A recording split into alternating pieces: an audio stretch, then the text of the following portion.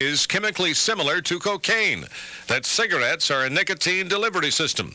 Scott Boleyn is with the Coalition on Smoking and Health. Nicotine is a very powerful drug, and I think this internal memorandum and a Philip Morris reference to nicotine in comparing it with cocaine clearly gives us an understanding that Philip Morris has viewed it as a drug as well. The Food and Drug Administration, the FDA, wants nicotine. This is Mary Michelle at WVIP, and I'm here today with Richard Jhonson, and hopefully we're going to be with you every week, and we're going to talk about local affairs, things that happen here in the area, but also things of general interest. We'll probably have a few guests. We're going to talk a little bit about the local shopping areas and where the best sales are, and just general information. But inasmuch as this is the week of January 1st, 1996, I thought we'd start by talking and reviewing the past year. Were there particular things that you thought were of momentous import in 1995?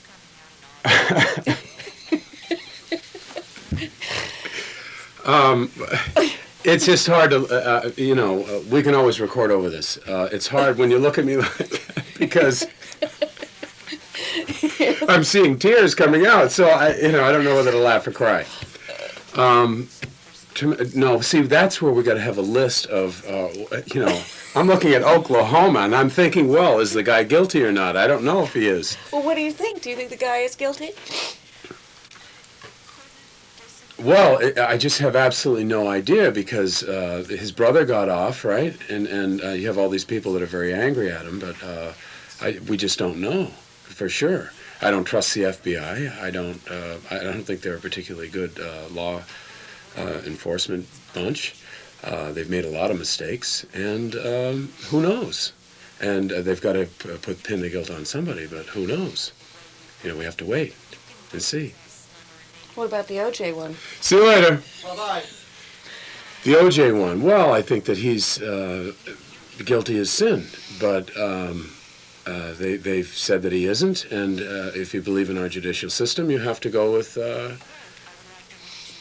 what they said. They said he's not guilty as charged, so we have to go with that. I don't like it, but I can't hang the man because he hasn't been found guilty.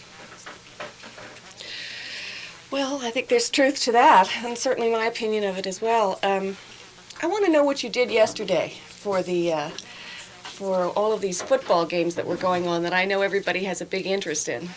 Well, I watched with my son, and it was kind of a boring day because most of the games were totally lopsided, which is unusual for playoffs.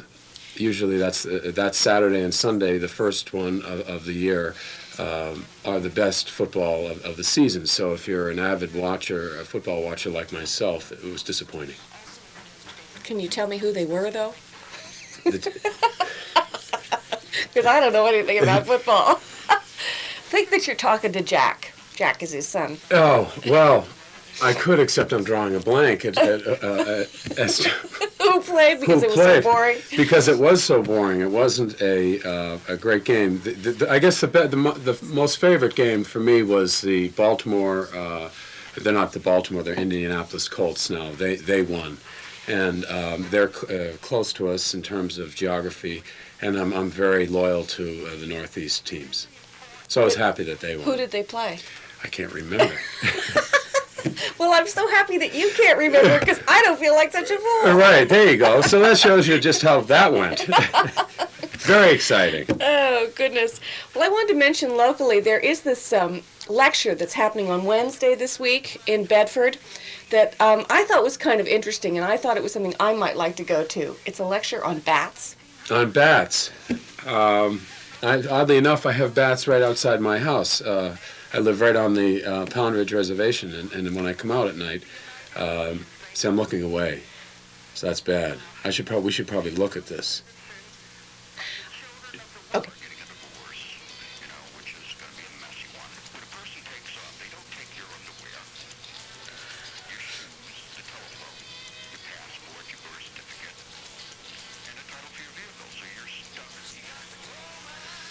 Okay. We're ready to rock. Ready to rock. I hit the edit switch and it didn't work, so I don't know. I think it's working now. Okay. So are we rolling? Yes, we are rolling. We can start any time. All right. So shall I do the little intro again? Yeah, why not? Whatever. Whatever. Hi, this is Mary Michelle for WVIP, and I'm here with Richard Jhonson.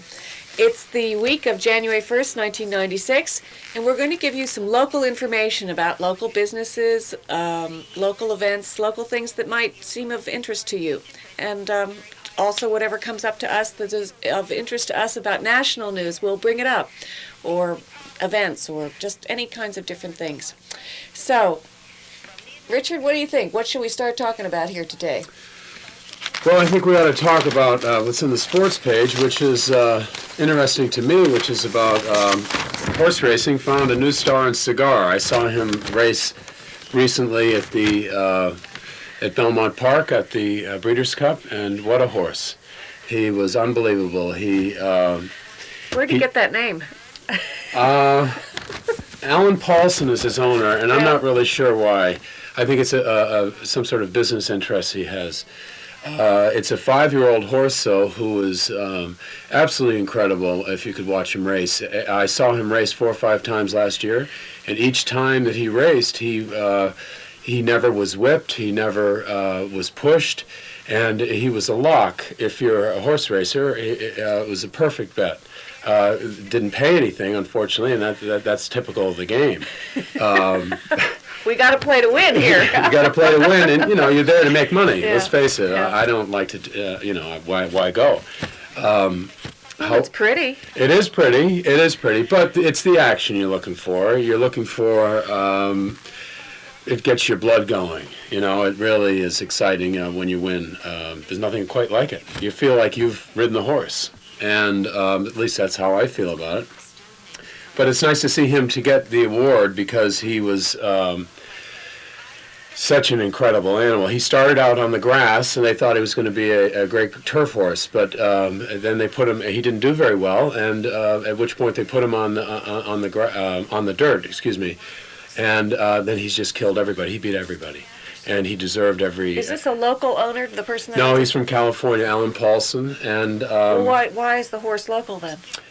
Well, because the Breeders' Cup was held this year at Belmont Park in New York, and every major racetrack gets a turn, and this was their year. So they raced him in New York as many times as they could because generally an owner, if he knows he's going to go for the Horse of the Year award, he will go for the track that's running at the Breeders' Cup. So if it was in Florida, they would have based him in Florida more, but this year it was New York. So it was very exciting.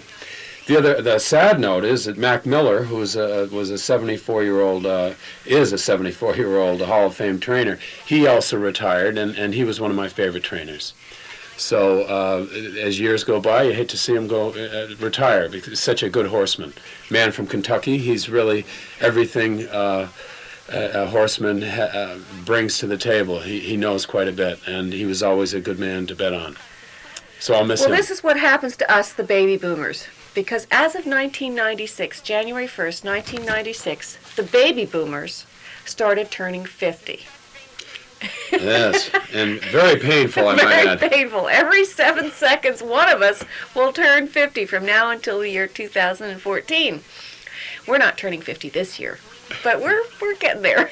I have a few years, fortunately. Right. We won't say how many Mary Michelle has, but it's no fun, is it? It's no fun. But on the other hand, it's not so bad because you're a little more settled in your life, and your expectations may not be as much, but they seem reasonable. The goals seem reasonable, wouldn't you say? Definitely, definitely. And one of the things that made me think of it is that I have a friend who owns racehorses, but is also a big follower of the ballet, the New York City Ballet.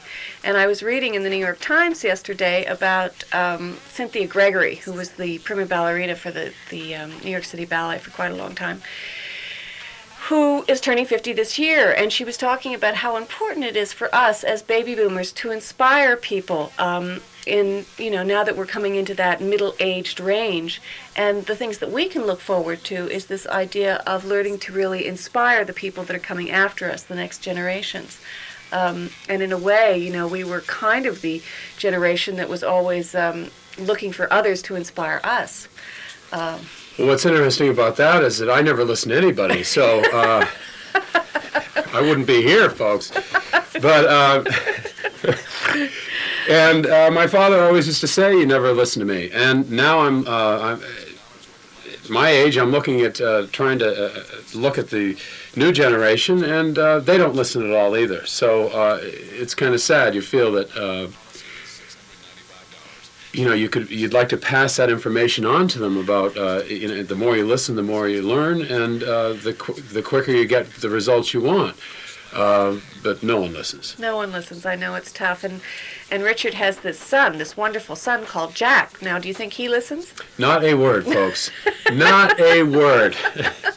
But they have this wonderful game that he got him. What's the game called? PlayStation by Sony, and it's really quite something. It's this little computer you put in your television, and you feel like you're in the car that you're driving, or if it's football you like, you play, and you're on the team. It's really quite something. I'm glad I got it for him. Oh, well, good. Yeah, it's good. very exciting. I know it's the kind of thing that, gives me instant indigestion. My stomach just starts to do somersaults. Right.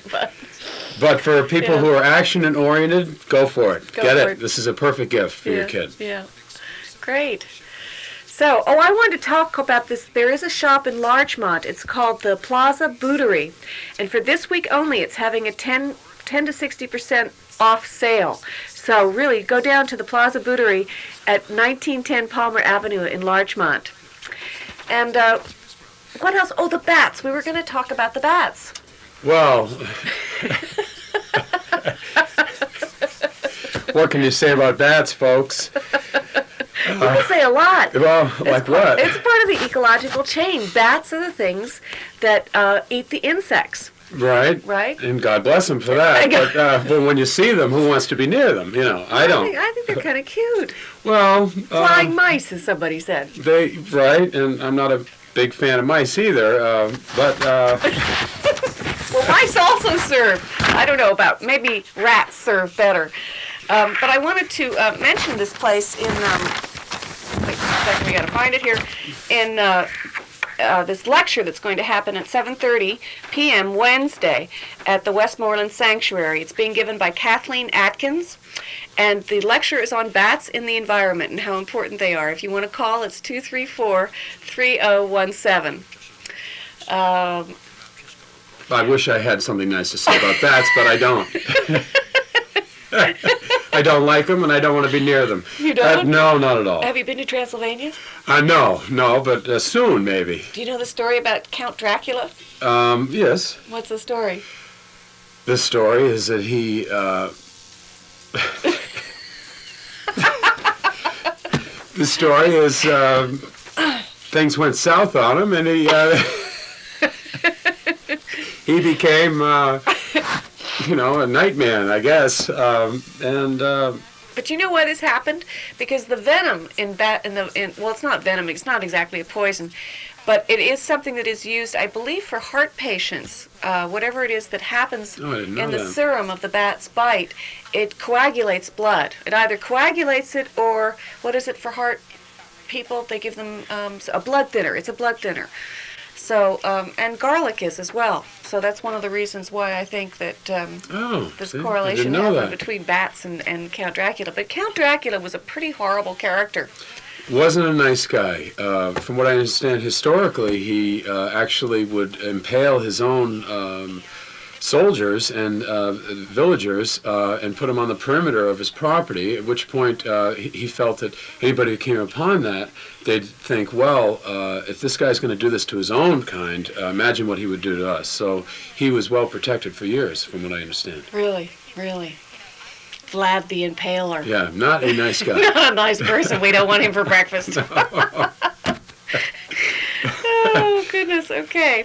Well, should we talk a bit about the year 1995? What's gone by? Oh, I wanted to say I read about Old Lang Syne. Do you know what that means? Do you know what it means? I really don't know. Okay, old Lang Syne, right?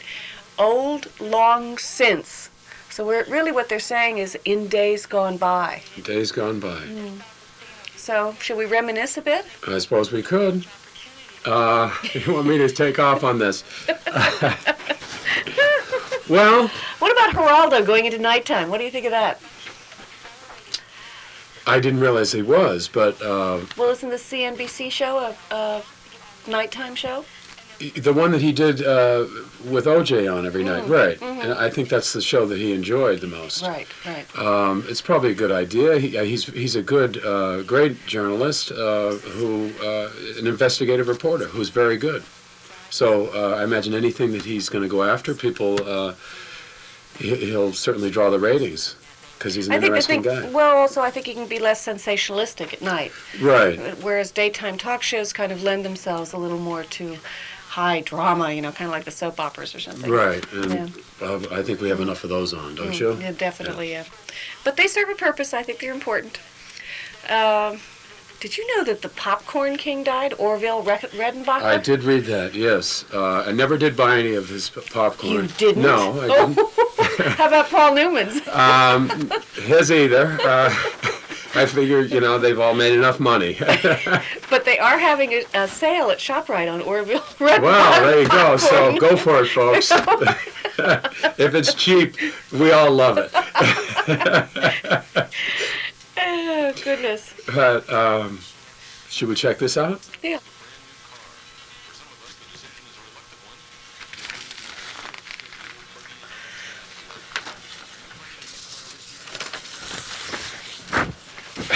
Okay. Okay. Okay, I'm feeling much better because the editor is working properly, the way it's supposed to be working. All right. Good. Now, I think I should get a little closer. I'm not sure. It's hard to tell. We were going to set up a monitor so we could see, but we can't see. All right. But glasses are off. And now, All do you right. think you should do an intro, or? Why don't you do the intro?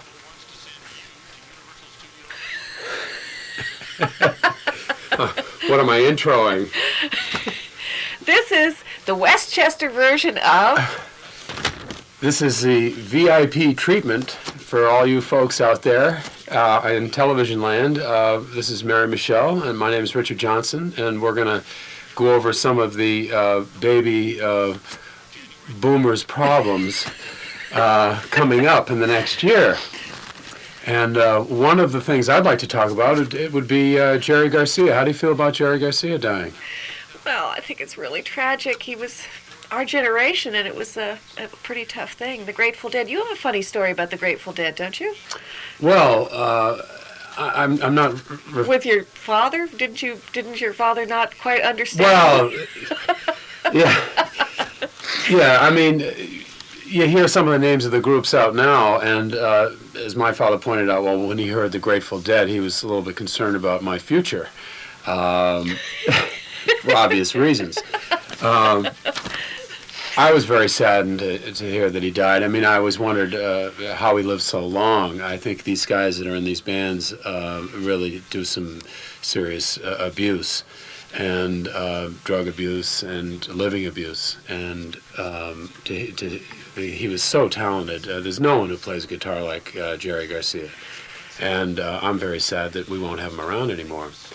I think one of the things that's hard about these heroes that we have in general is that we kind of want our heroes to be larger than life, which means that they then live in the extreme, and everything is about extremes, which is why, there's too much drugs, too much sex, too much rock and roll. Everything is one extreme or the other. Right. My experience about Jerry Garcia, I was just thinking of a funny story. I went to Woodstock, and we got a little...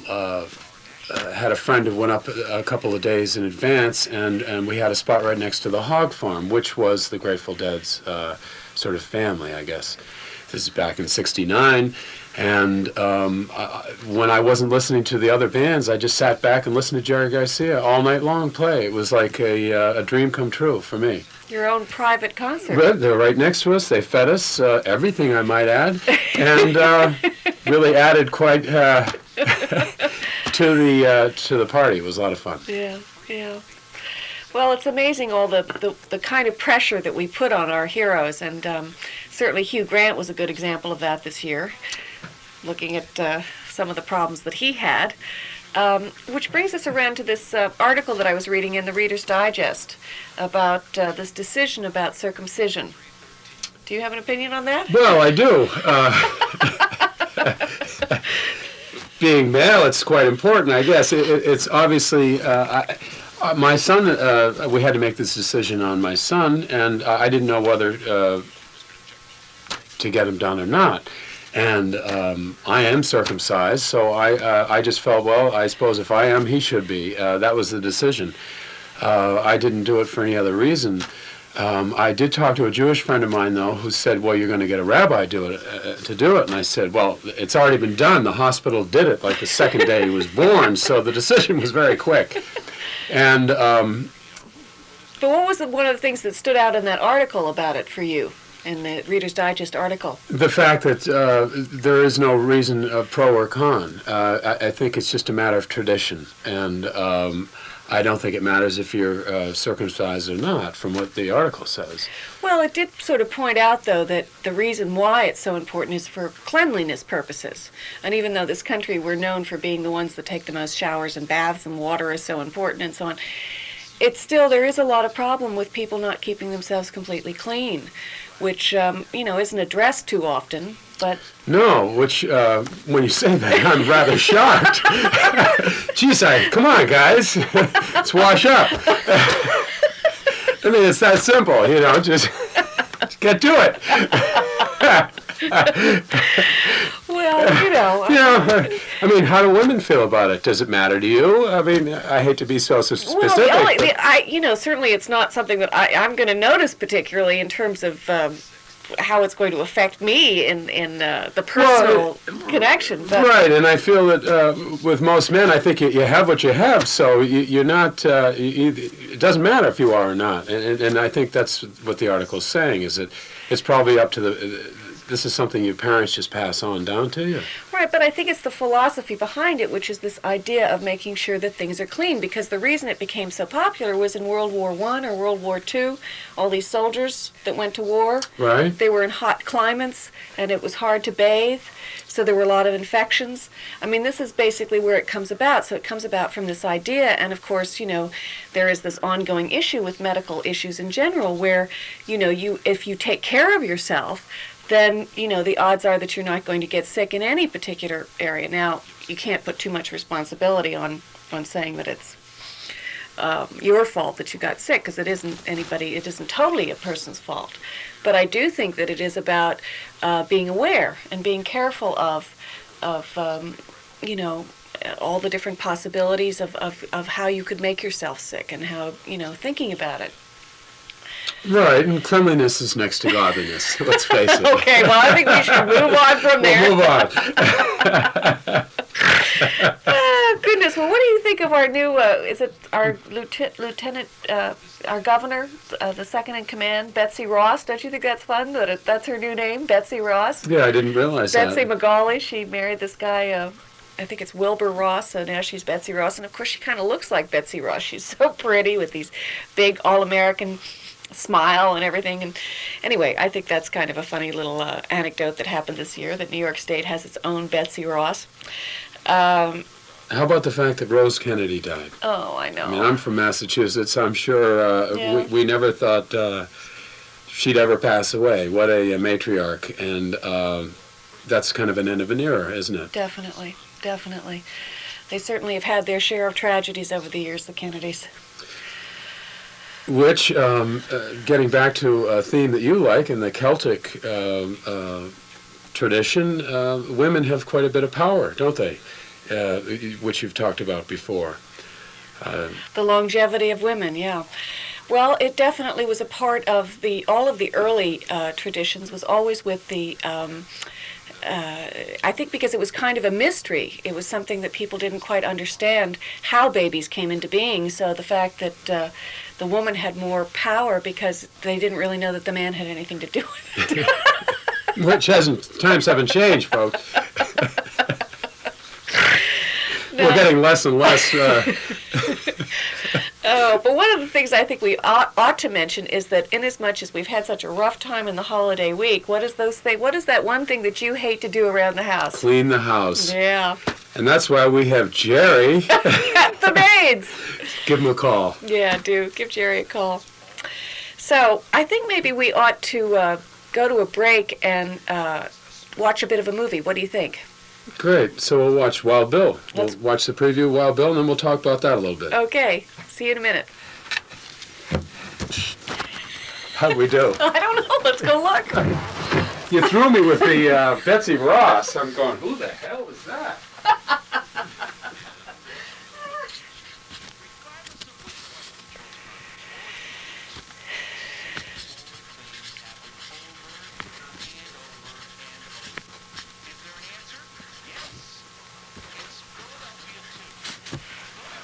Are we rolling? Yep, we're rolling.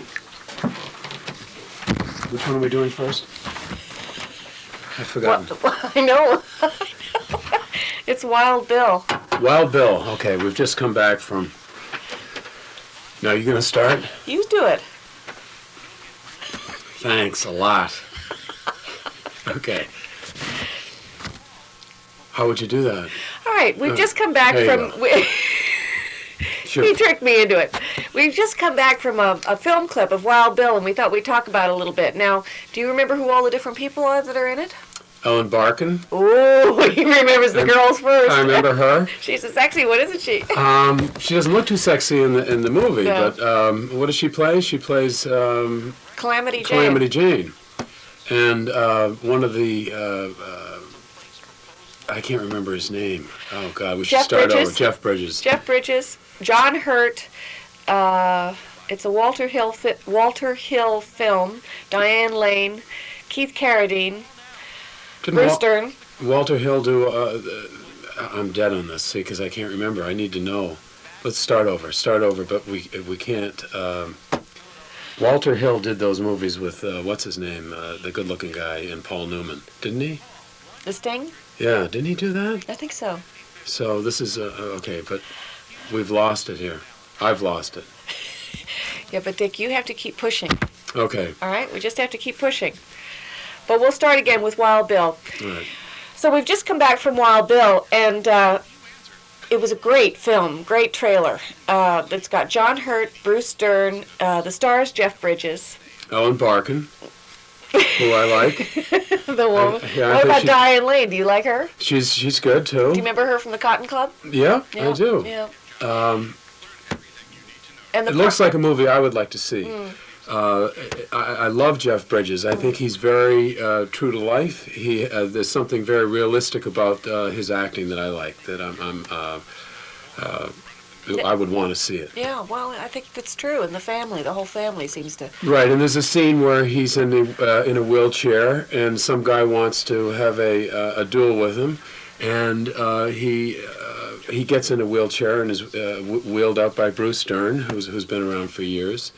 And that there was something attractive about that for me. I don't know why, but Well, that he met him on his own level. right, I like that. I like. Yeah. You want to fight? Well, we'll do it On your level. On your level. Okay, let's go. And I think the other thing you liked about it was the fact that he sort of got tired of playing this game, right? Wild Bill, didn't he get tired of being a... Which is on our baby boomers theme, folks. Yeah. Which is he sort of he got sick of all the fighting, and he just said, and that's why he died. He let his guard down finally. I mean, how much can you just can't keep going. Only so much you can do. Right, and this every man has to know his limits. That sort of theme, which is you can only go so far, and you should know when to pull out.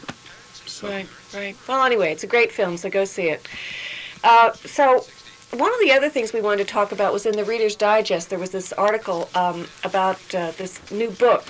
The guy's name is Daniel Goldman, I believe. It's on the bestseller list, and it's called Your Emotional IQ. And there was just some very interesting issues in it, I thought. Very simple things like optimism versus pessimism, and were there some of the other things that you remember about it? Right, what I liked about it is for people who don't test well, like myself, there's hope. In other words, the sense I got out of the article is street sense carries a lot of weight. It's 80% of chance of success as opposed to 20%.